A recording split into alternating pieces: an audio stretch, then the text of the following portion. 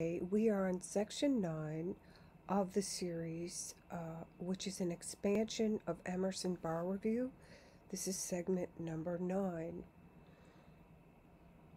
Now, we are on products liability, and I'm going to go over the segment of warranty, but this time I'm going to be condensing it a bit, although I'm adding some new information that's not covered. So this is the video that is being discussed, the Torts Products Liability Warranty video. Now this particular video is 45 minutes and 14 seconds long. I'm going to condense this, but I'm going to it's sort of like a Cliff Notes version with a little bit of difference. So if you want to watch both or watch them over and over, that's great. If you're new to this channel, I want to welcome you and thank you.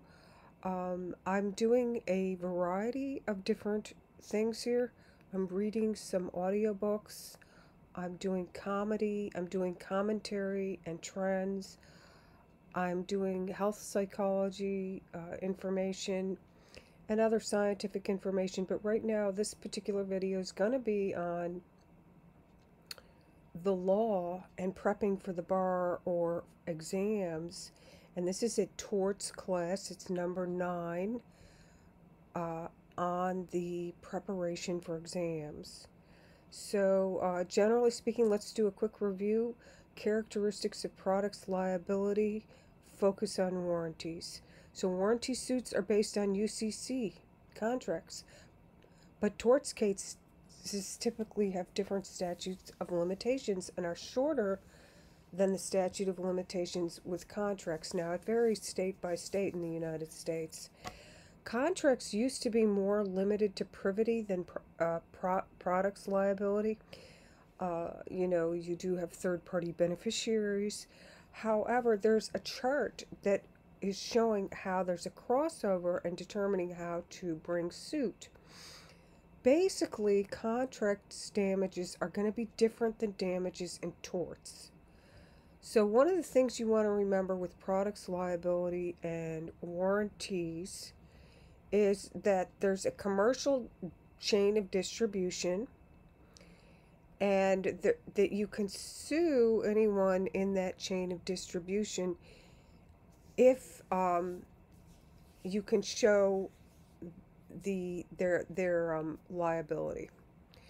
Now, there's several theories you can go under in any case. Usually there's negligence. This is a breach of duty of due care. So you want to go over the different types of care or duty of care that you might have. That's in an earlier video. You can go back and watch those.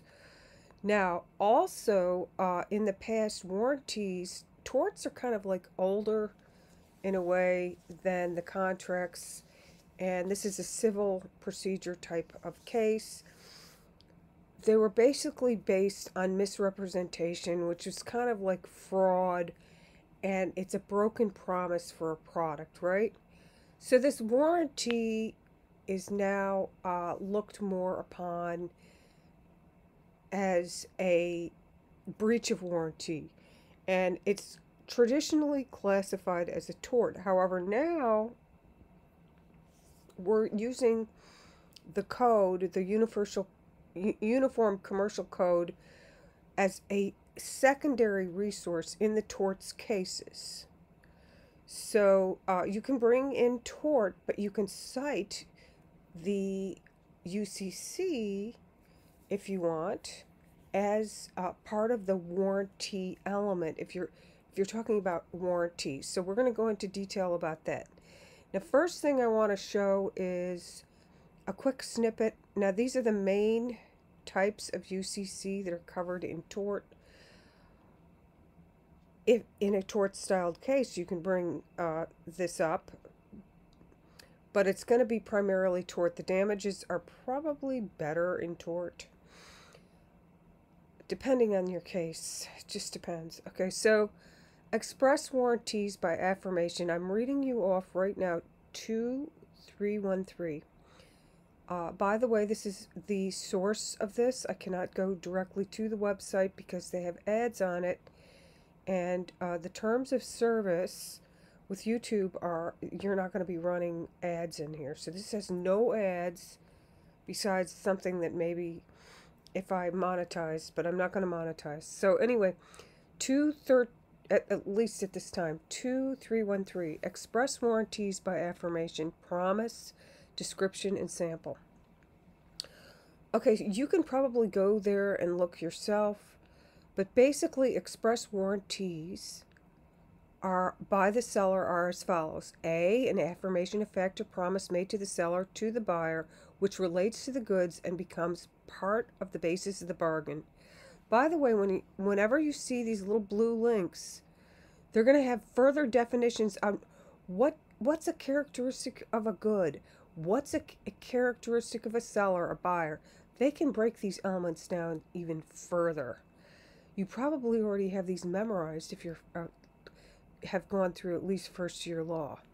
So any description of the goods, which is made as a basis of the bargain and creates an express warranty that the goods shall be conformed to the description. So that also goes with advertisements. You can use some examples. So let's look at this. Any sample or model which is part of the basis of the bargain creates an express warranty. Like let's say you take a car out for a test drive and it is a certain make and model, and then you buy the same car and maybe you get it in a different color, but it's a sample or a model car, and then when you get the car it acts totally different. So then they have a section, so it's not necessary to the creation of an express warranty that the seller use formal words such as warrant or guarantee. Okay, so you can take a look at that. Now, another way to sue is under strict liability, but we're not going to focus on this. We're going to focus on strict warranty. So what I'm doing is I'm reviewing a little bit of the theories, and then we're going to talk about the warranties. So basically, negligence, the main types, the three main types, and there's actually three minor types, but within that, the scope of that, there's the warranty. So you have express warranties, which I kind of just went over, but I'm gonna read this off since I prepared it. This is how a product is held out to be in an advertisement or in a contract. It's a promise that the product is as represented by the seller. So it's about the representation. It doesn't have to actually say warranty. We just read that off. A breach occurs when the product is not as represented, and the purchaser detrimentally relied on the representation of the product. That's my paraphrasing of stuff I've read off before. And then in the past, privity was required, as in an earlier case you may have heard in law school, Baxter versus Ford Motor Company. Now, modern law and tort does not require privity. Okay, so that means a direct, a product's liability, a direct contract for purchase if you're damaged by the product.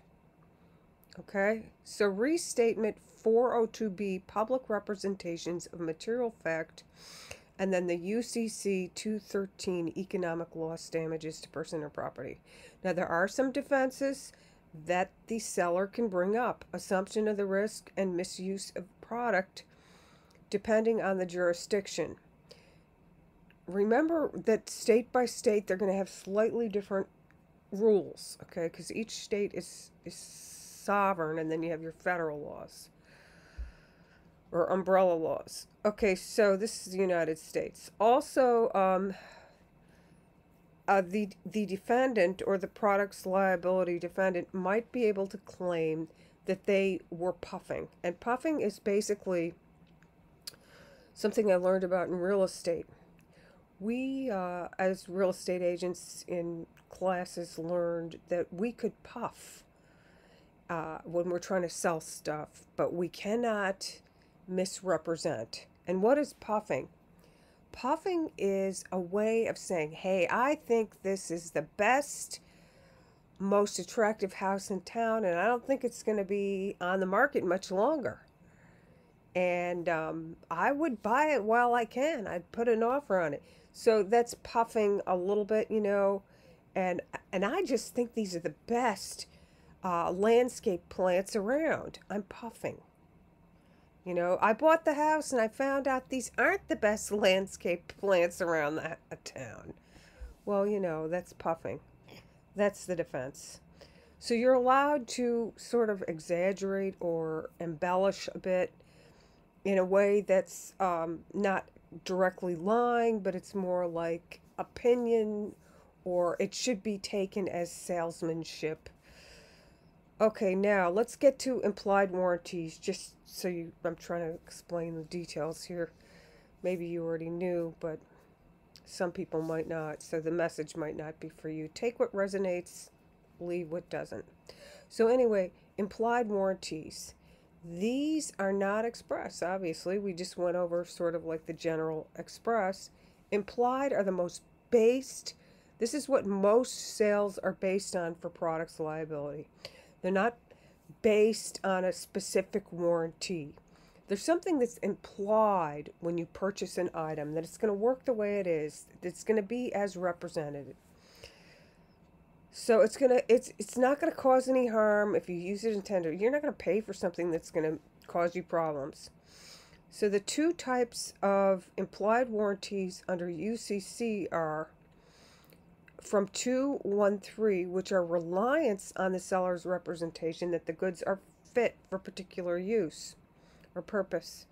And here it is right here. Can just read it off real quick. Where the seller at the time of contracting has reason to know any particular purpose for which the goods are required, that the buyer is relying on the seller's skill or judgment to select or furnish suitable goods, there is, unless excluded or modified under the next section of implied warranty of the goods shall be fit for such purpose. So this is from the Cornell Law. You can go over there if you want.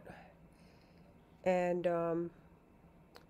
the second part is merchantability, okay? So, or excuse me, one who deals in the kinds of goods sold, okay? So that's the warranty that the goods are fit for ordinary purposes. So that would be under UCC 2314, and I clipped that as well. Implied warranty of merchantability usage. Let's make this a little larger so you can see it. And so it's the trade, okay? Unless excluded or modified, section 231, a warranty that goods shall be merchantable is implied in contract for their sale. Now, it doesn't have to be a written contract. Unless, look at statute of frauds. We'll get into contracts next. Is a merchant, well, not next. I'm going to complete the entire torts series first, and then might cover the contracts next. Okay, with respect to goods of that kind, under this section, serving for value of food or drink to be consumed either on the premises or elsewhere is a sale. Goods to be merchantable. So they broke it up 1, 2, A, B, C, D, E, F. That's 6 sections. You know, you can pause this and read it off. I'm just going to leave it at that. And I want to thank you for stopping by and watching. Please do subscribe. Hit the like button if you can. This helps with my algorithm. At this time, I'm not monetizing any of this channel. However, I might in the future. So this information is rather timeless, but I want to get my subscribership up and be able to make it even worth it to monetize, because monetization is another story. Anyway, thank you for listening. Again, this is the warranty sections for products liability, and it is an expansion of the Torts Products Liability Warranty. You can go to Emerson to see a full 45 minutes on it and more. So there's an Emerson playlist here. Thank you so much and take care. Actually, I can't really tell you what I'm going to be doing next, but I was thinking I was going to be doing defamation next. But I just want to double check that I covered everything in the category before I do that. All right. Well, thanks. Take care. Bye.